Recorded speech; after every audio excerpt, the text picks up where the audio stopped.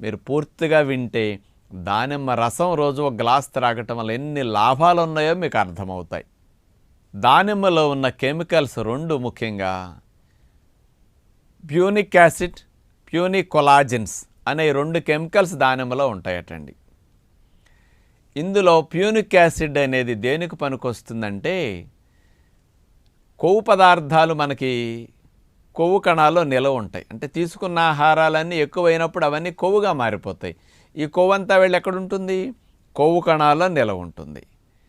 ఈ కొవ్వు కణాలని స్టిమ్యులేట్ చేసి కొవ్వు బయటకు వచ్చేటట్టు దానిమ్మలో ఉండే ఈ ప్యూనిక్ యాసిడ్ అనేది ప్రధానంగా ఉపయోగపడుతుందట. అంటే కొవ్వు కరగటానికి, కొవ్వు కణాలని స్టిమ్యులేట్ చేయటానికి, యాక్టివేట్ చేయటానికి బాగా పనికొస్తుందట. మామూలుగా 100 గ్రాముల దానిమ్మ రసములో నుండి తీసుకుంటే 60